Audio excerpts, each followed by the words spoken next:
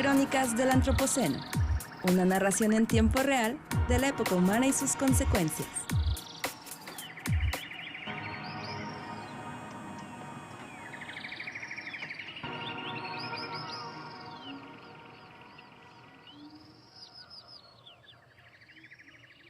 Hola, ¿qué tal? Estas son Crónicas del Antropoceno. Yo soy tu anfitrión Víctor González Quintanilla y me acompañan hoy Coco Vargas. Hola, hola.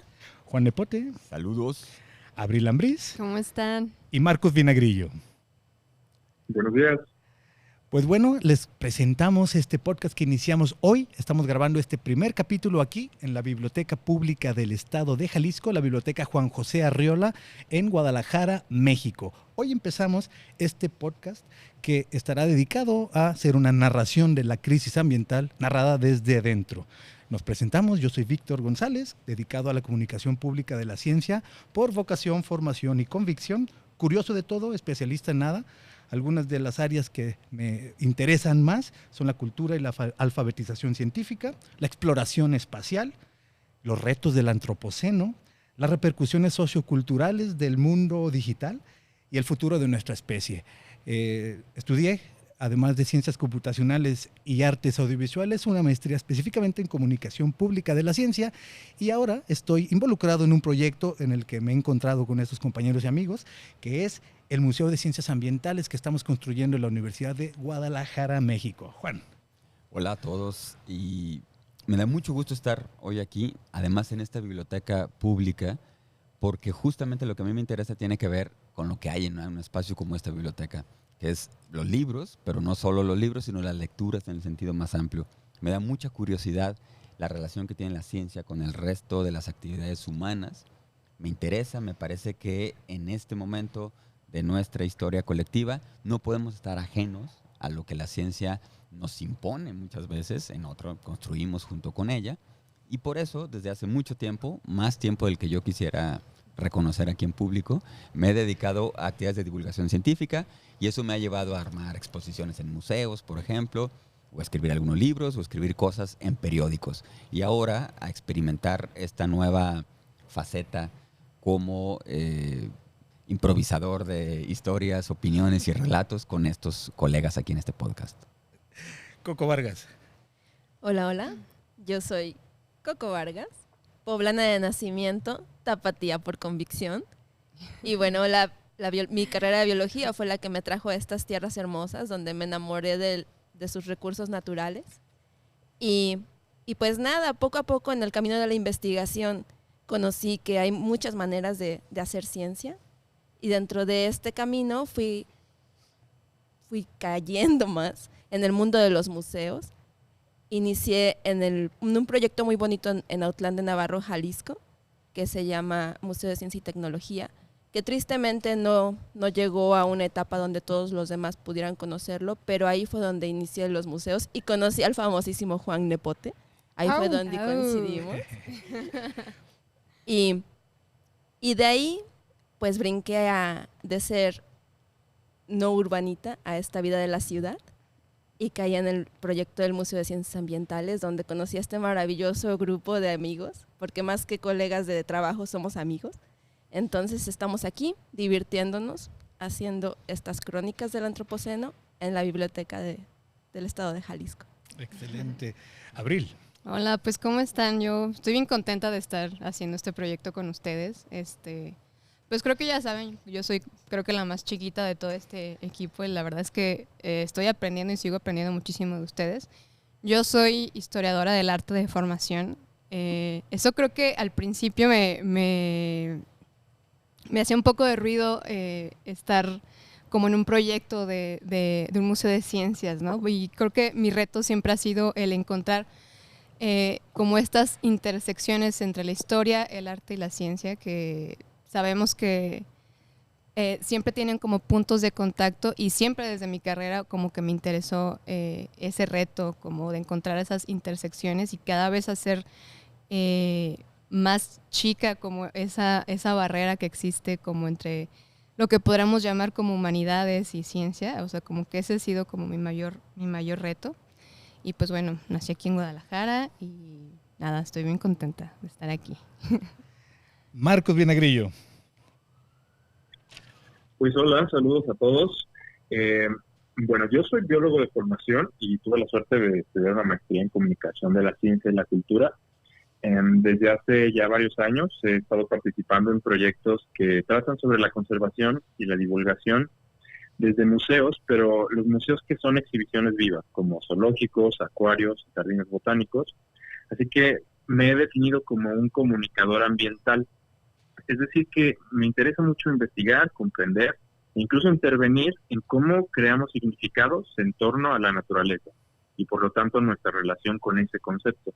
En este proceso me he dado cuenta del valor increíble que tienen los museos en la sociedad y para la conservación de la biodiversidad. Al final de cuentas, naturaleza es el concepto más humano de todos y por lo tanto podemos y debemos reflexionar qué significa para nosotros y qué relación tenemos con ella. Actualmente en el proyecto del museo esto ha sido de gran interés para mí y pues creo que justamente un proyecto como el que estamos realizando ahorita va a sumar mucho en esta dirección. Entonces nosotros estamos aquí juntos para hacer una crónica del antropoceno. Vamos a explicar qué es el antropoceno y por qué una crónica. Estamos tratando de hacer una narración de la crisis ambiental que atraviesa el planeta, una narración en vivo que analiza lo que está sucediendo desde unos puntos divergentes y multidisciplinarios. Trataremos de poner sentido crítico, pero mantenerlo a un nivel en que podamos dialogar todos. El público al que queremos llegar es cualquiera que nos entienda, cualquiera que hable español y que le interese el planeta que compartimos. Estamos aquí juntos, nosotros aquí, que somos colegas, amigos, pero nos hemos hecho compañeros, puesto que estamos trabajando juntos desde hace varios años ya, en el diseño de los contenidos científicos de un museo de ciencias ambientales que construye la Universidad de Guadalajara, aquí en la ciudad de Guadalajara, en México, la segunda ciudad más grande del país, de México. Bueno, ya está compitiendo con Monterrey, que es también la tercera, pero a veces tenemos más habitantes aquí, a veces más allá, pero bueno, la segunda ciudad más importante de México, pero estamos transmitiendo para todo el público de habla hispana. Aquí nos hemos encontrado, aquí hemos estado impulsando diversos proyectos, así que decidimos que a partir de ahora, a partir de este momento que iniciamos con este capítulo, vamos a hacer estas crónicas del antropoceno para todos ustedes. ¿Qué más pudiéramos platicar del museo, compañeros?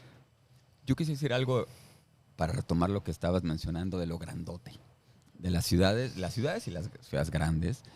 Guadalajara, que es una ciudad muy linda, algo insufrible también, porque ha crecido en los últimos años de una manera muy desordenada y se ha vuelto sumamente difícil de transitarla, de vivir en ella, a pesar de que es una ciudad sumamente agradable. El testimonio de Coco nos ayuda a evidenciarlo porque importamos a alguien desde la hermana República de Puebla y logramos que se quedara aquí en el área metropolitana de Guadalajara. Bueno, es una ciudad con una gran historia, con una serie de aportaciones importantes a la cultura nacional, a la identidad nacional incluso. Mucho de lo que reconocemos en nuestro país y fuera de él como mexicano tiene que ver con algo que ha pasado en Jalisco. Y eso no es ni bueno ni malo, simplemente es un hecho. Bueno, en esas circunstancias nunca ha habido propiamente un museo de ciencias, o por lo menos no hay ahora, aunque han existido algunos proyectos, ha habido gente interesada en presentar los conocimientos científicos, la investigación, la producción en general de nuevos datos sobre la realidad y sobre lo que conocemos de ella. No tenemos un espacio al cual acudir.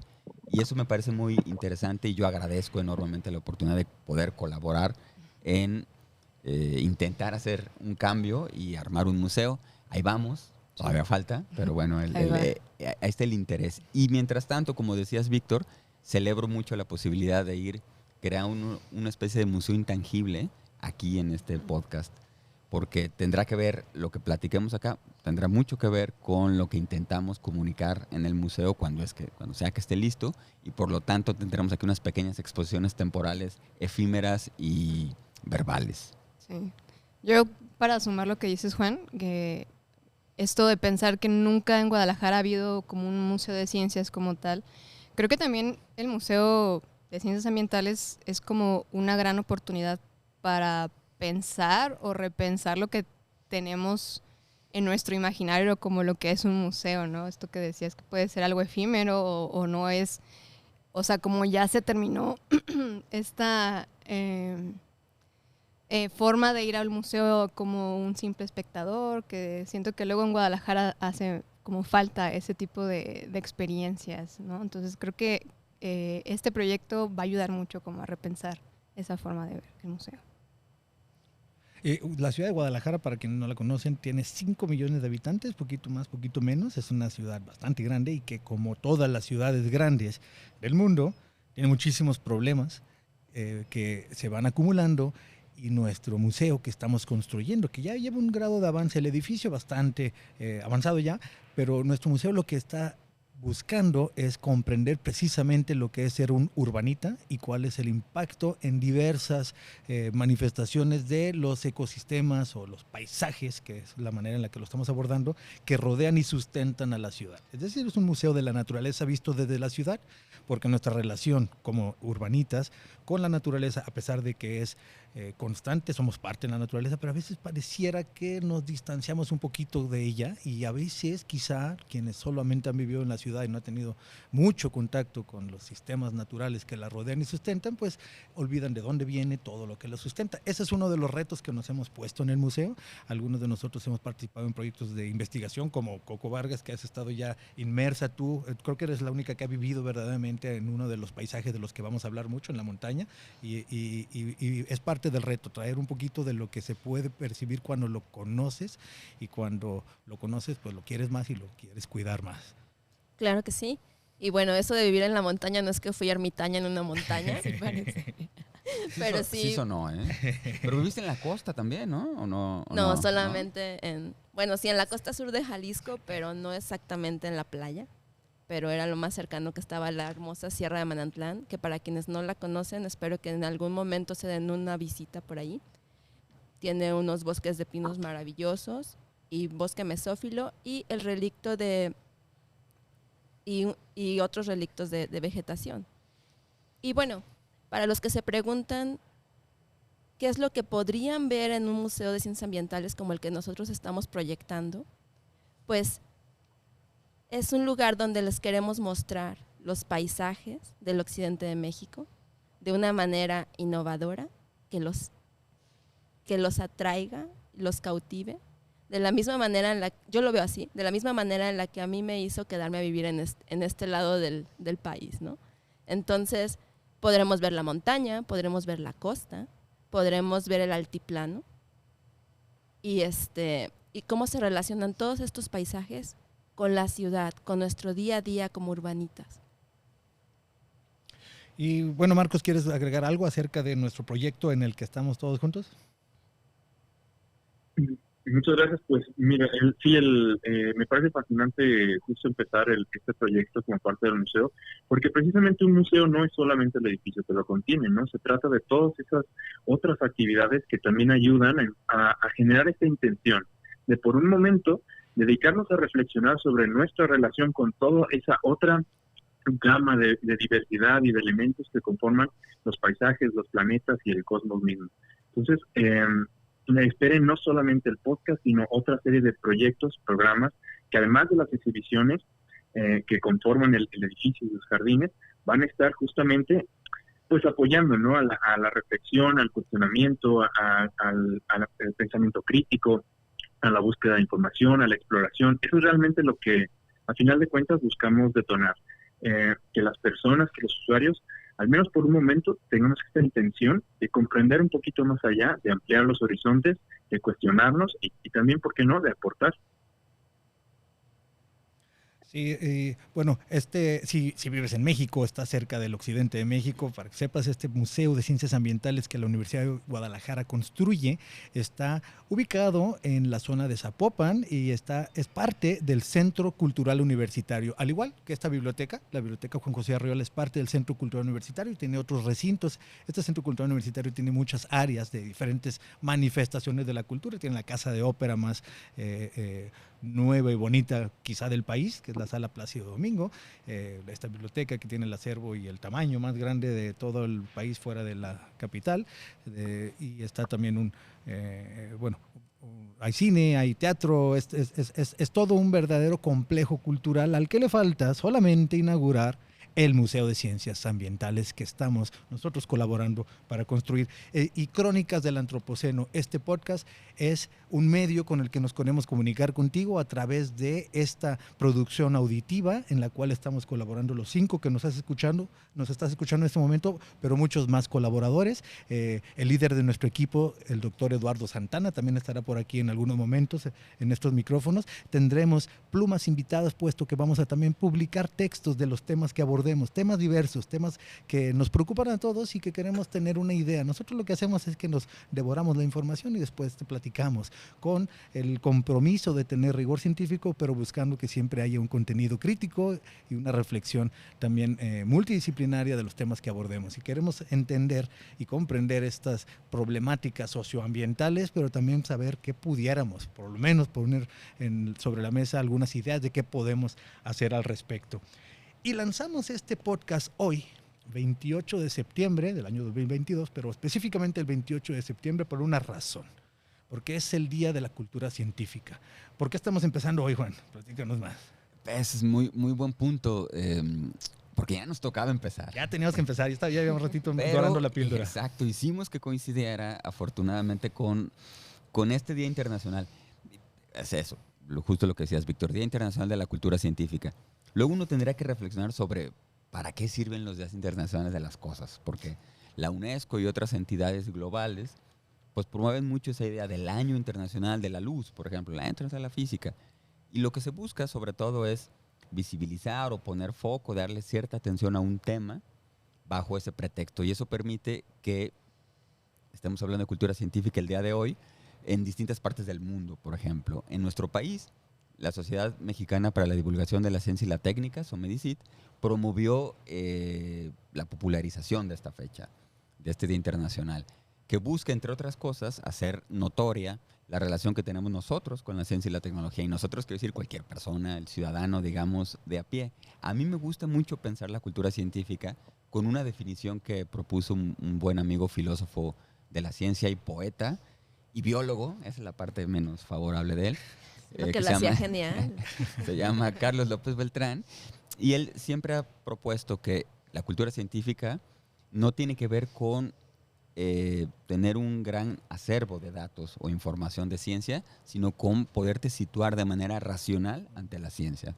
Y eso implica también que la critiques, o que sepas hasta cuáles son sus alcances, pero que te des cuenta que echando mano de esta herramienta puedes estar menos propenso a caer en algunos errores y tal vez inclusive atracos en la vida cotidiana. Y sobre todo en el antropoceno, que es mucho de lo que estaremos platicando en este podcast, en esta época es todavía más urgente tener una cultura científica, que logremos encontrar formas de solucionar graves problemas que de manera colectiva tenemos, que encontremos las formas de construir las ciudades que necesitamos y las que podemos sostener y sobre todo las que pueden garantizar las condiciones para todas las futuras generaciones.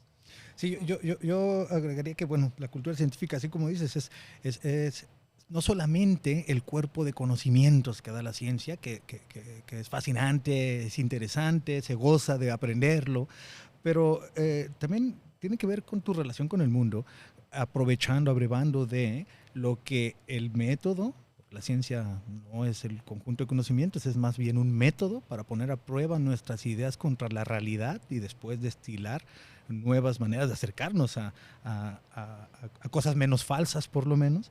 Y este método sirve para muchas cosas. Por ejemplo, tiene que servir también para enfrentar la crisis climática, para evitar engaños, abrevar de la ciencia o del acervo siempre creciente de este conocimiento que otorga la ciencia, aprovechar su efectividad, la efectividad del método y gozar de los avances que nos dan la tecnología, por ejemplo.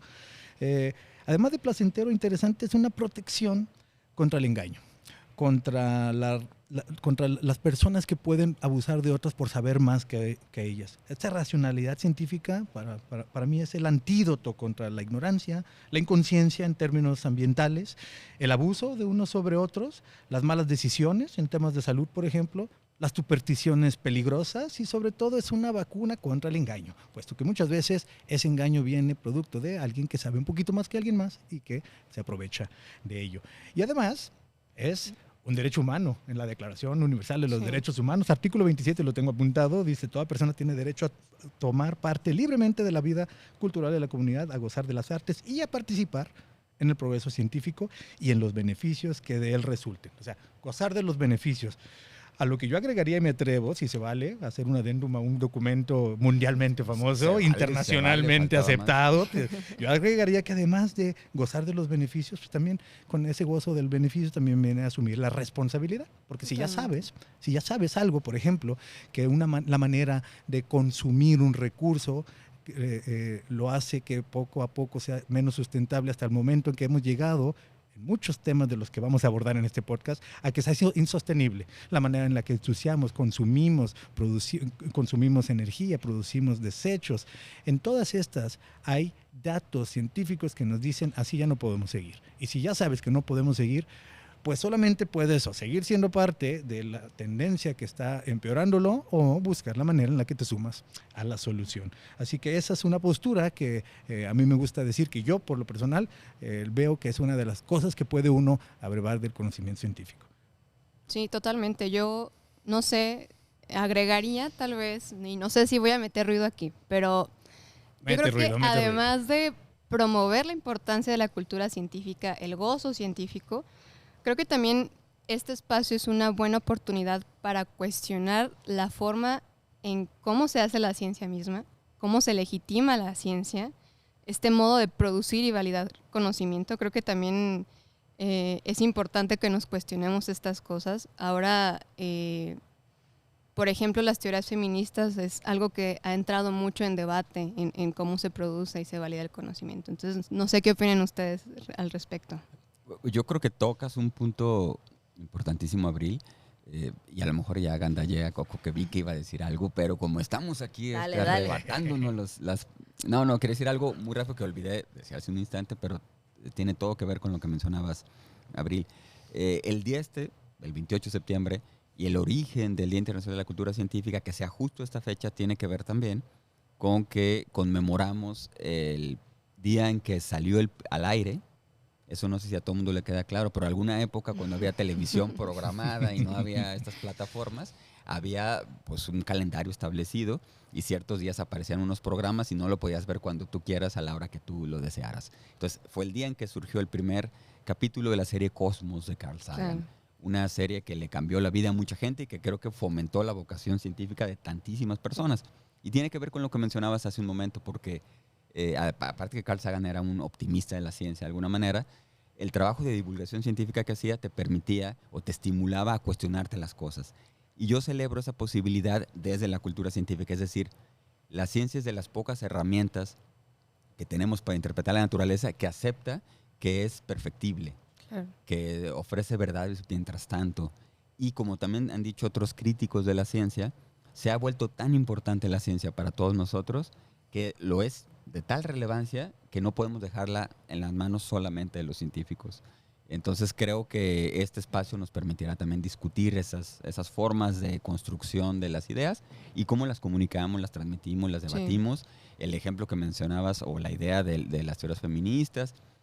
Hay muchísimos ejemplos, sí, pero recientemente Siri Hustvedt ha puesto la luz sobre uno muy concreto, que son las pruebas que hay en el cuerpo humano, que se hacen siempre en varones, para luego medicamentos y otro tipo de instrumentos que se aplican a mujeres, pero las pruebas se hacen en hombres y que es absolutamente ridículo que eso suceda. Sí, es un sesgo que sucedió cuando construyeron los primeros jets y los primeros trajes de astronautas, y muchas cosas incluso estaban hechas para el tamaño del hombre, aparte, hombre adulto anglosajón, masculino, solamente. Sí. Entonces, las primeras astronautas mujeres, pues, no había un traje que les quedara. O cuando de repente empezaron por fin a ser aceptados personas de otras razas que tenían otros tamaños, no estaban hechos para ellos. Y eso estamos hablando de que si le queda en el espacio, si cabe. Ahora imagínate todas las pruebas farmacéuticas que se han hecho y que eran para cierto sesgo, pues bueno.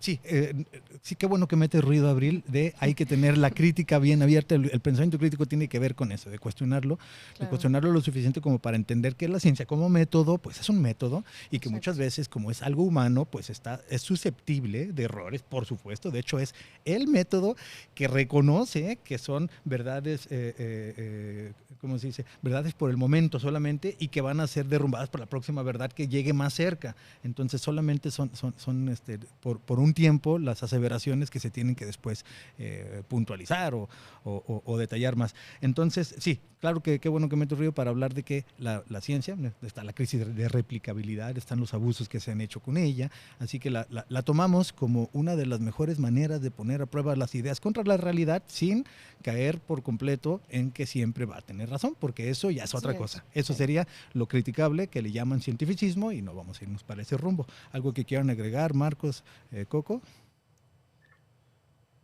Deja ver si estás conectado, Marcos. Sí, ahí estás.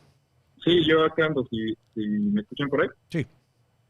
Perfecto, pues miren, ahorita que justo que mencionaron a Cosmos es una palabra que me parece muy poderosa, porque a mí me parece que precisamente la ciencia es una forma de relacionarse con el cosmos, entendido el cosmos como la realidad, como el todo. Es una manera de cuestionarlo, de entenderlo y por lo tanto después de compartirlo. Es decir que la cultura científica es una cosmogonía, es una forma de darle orden al universo y de ponernos o posicionarnos respecto a ese orden. ¿Quiénes? Si somos el resultado o los creadores, es decir, todo el tiempo podemos cuestionar esta relación y generar nuevos procesos al respecto de eso. Por lo tanto, es prácticamente inseparable de la propia experiencia de estar vivo. Estar vivo significa darle un sentido a todo. Y entonces tenemos capacidad de agencia sobre eso. Tenemos la capacidad de informarnos, de cuestionar, de experimentar y tomar mejores o distintas decisiones respecto a lo que hacíamos antes. Siempre avanzamos, siempre cambiamos como individuos, como sociedad, como especie, y la cultura científica está ahí desde el inicio. Desde esos primeros simios, como dicen, que empezaban a cuestionarse quién soy, qué soy, hacia dónde voy, y hasta la actualidad, ¿no? Es decir, que la cultura científica no es algo que se pueda no tener. Todas las personas tenemos una relación u otra con la realidad y con el todo. Y la ciencia es un método para producir conocimientos y entonces cambiar, entender o tener agencia sobre esa relación. Entonces a mí me parece muy importante empezar a aceptar que somos, a la vez, parte de esa realidad. Somos constructores, ¿no? El sujeto está presente, el sujeto tiene esa capacidad de decir, no tengo por qué tratar distinto a una persona que a otra tan solo por género o por orientación, o poder generar la empatía con otros seres vivos, o entenderse a sí mismo más allá de su cuarto o de su ciudad, sino como parte de un paisaje más amplio, de un planeta, etcétera, ¿no? Es decir, esta construcción de la realidad justo nos la da la cultura científica, está ahí anclada. Sí, y este programa, Crónicas del Antropoceno, y el proyecto del que forma parte el Museo de Ciencias Ambientales de la Universidad de Guadalajara, suma, o queremos sumar, a la cultura científica a través de poner sobre la mesa los temas, analizarlos, digerir algunas cosas para poderlas contrastar con otras, generar el diálogo, generar la discusión, invitarte a ti a que seas parte, invitar a otras personas que son especialistas en diversas áreas a que pongan también su parte, su texto, su colaboración, una llamada, una entrevista. Vamos a tratar de enriquecer este espacio y te invitamos a que nos acompañes, puesto que a partir de hoy y cada semana este equipo y todos los colaboradores que nos acompañan traeremos este podcast, un capítulo cada semana más de esta narración de la crisis ambiental que atraviesa nuestro planeta, con base en la producción científica contemporánea y con un análisis crítico multidisciplinario. La crisis ambiental narrada desde adentro, por personas que como tú la viven, pero también la sufren y provocan, porque todos estamos juntos en este planeta, único e irrepetible. Así que desde aquí, desde la Universidad de Guadalajara, México, cada semana te invitamos a que nos escuches en otra Crónica del Antropoceno. Esto fue Crónicas del Antropoceno, una producción del Museo de Ciencias Ambientales de la Universidad de Guadalajara. Gracias por escuchar.